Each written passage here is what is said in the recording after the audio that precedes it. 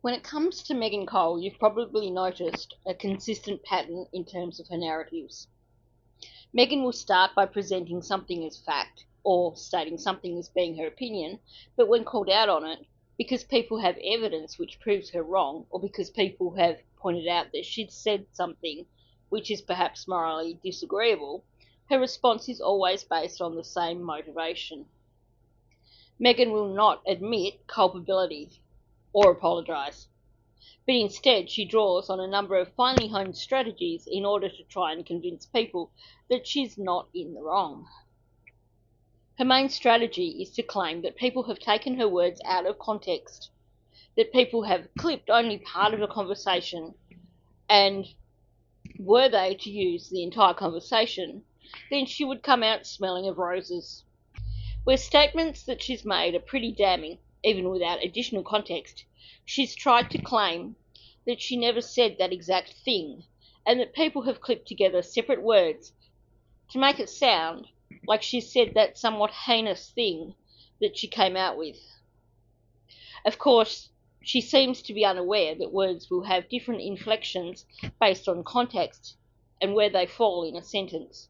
Also, different recordings will have different tones, and of course the rhythm and timbre of speech is not something that can be easily achieved simply by tacking together a bunch of recorded words to create a statement.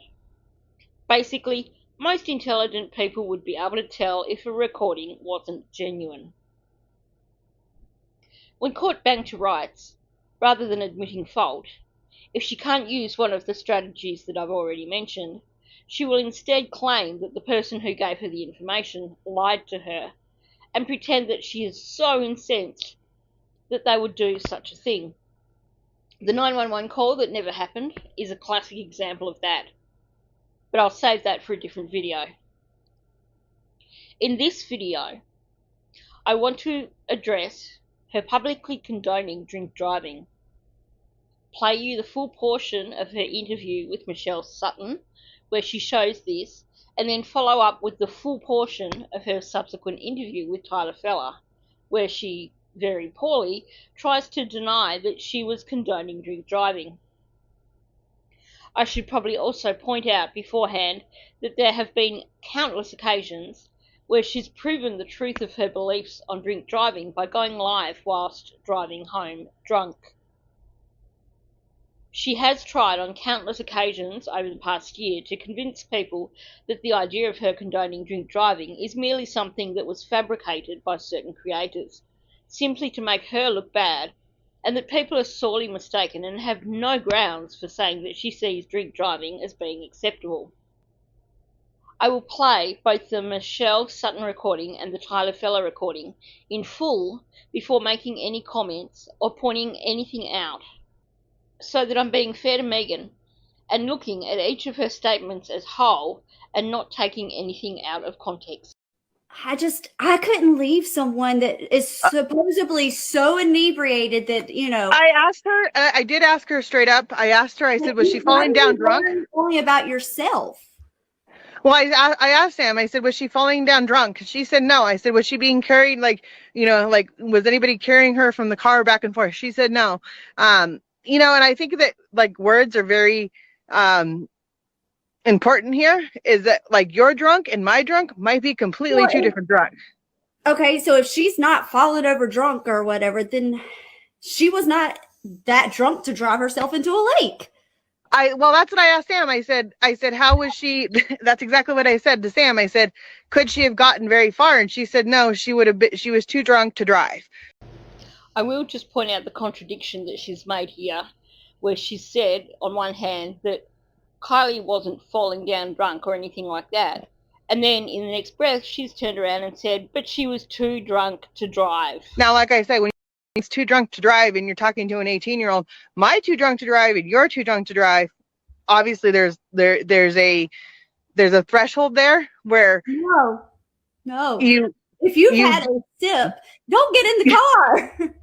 But let me explain that to you too. We live in a town where there's no one out. Like the town rolls up at 8:30 at night.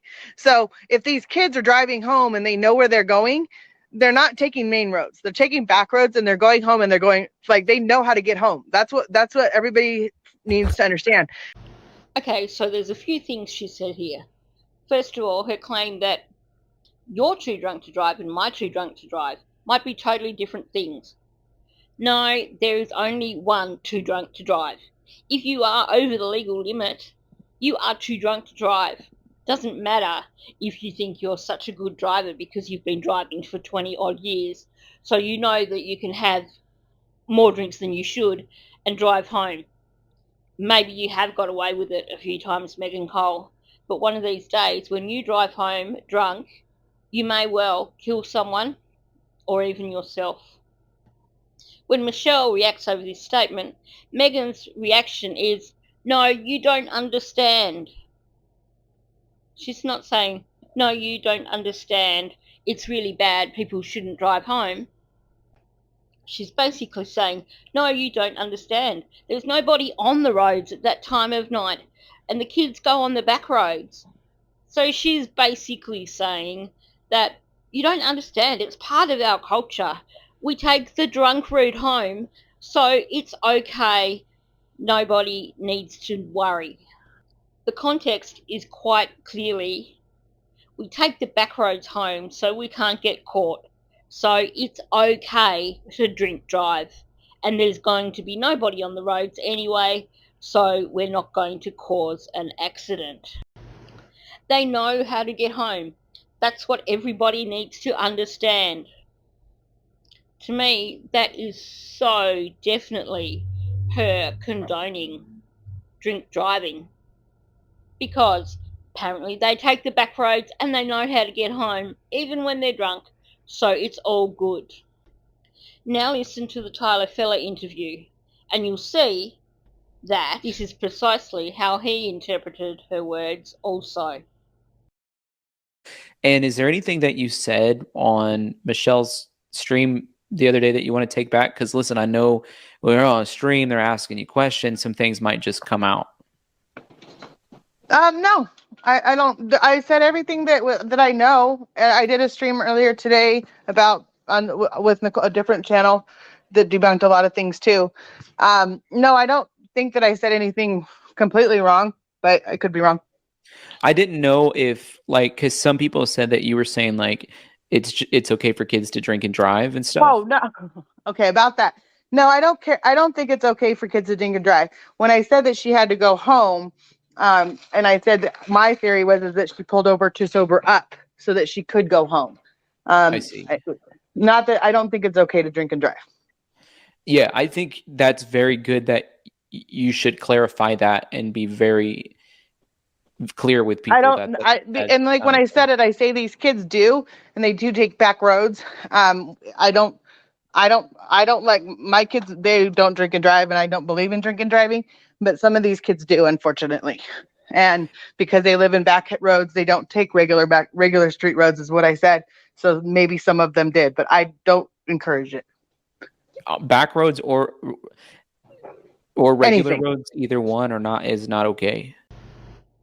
Here's the thing.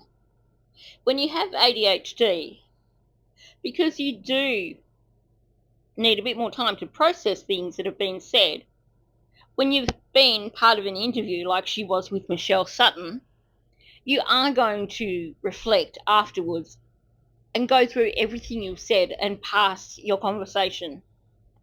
You're going to wonder if you said anything wrong.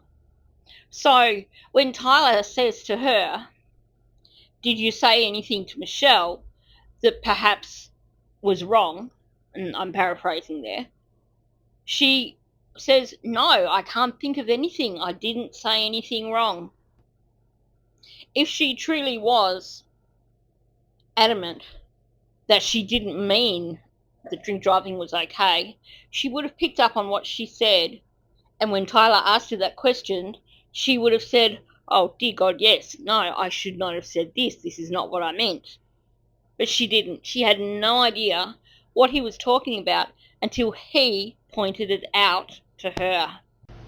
Note also that when Tyler does call her out on it, instead of going straight to her comment about kids taking the back roads home, she goes straight to her statement that, no, I said I thought that Kylie probably pulled over to sober up.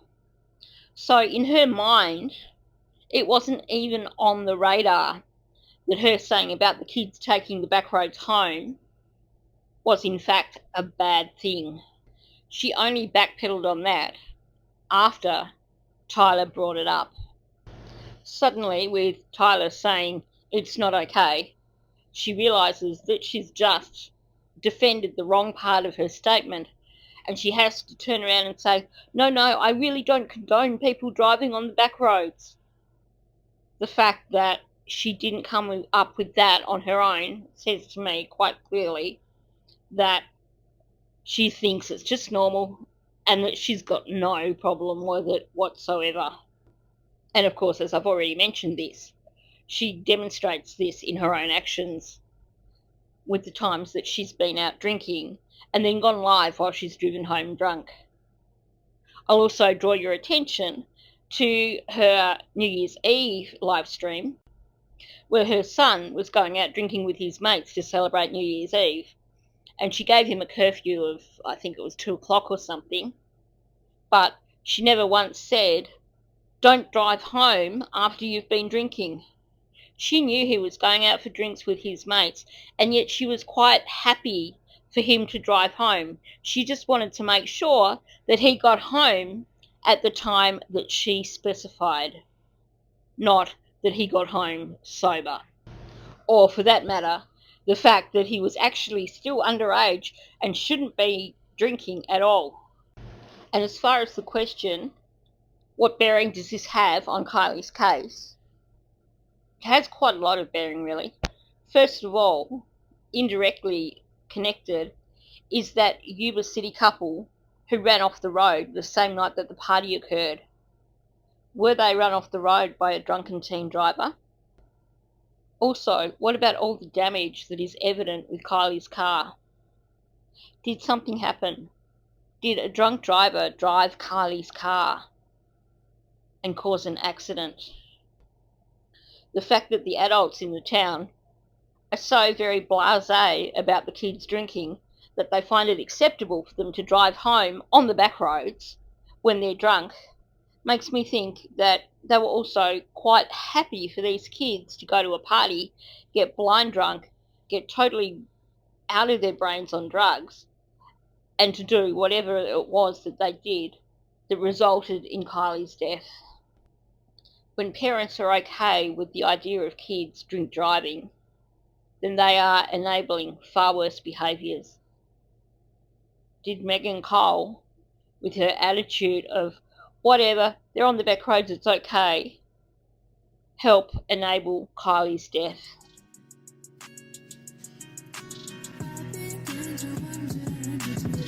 Give a fuck about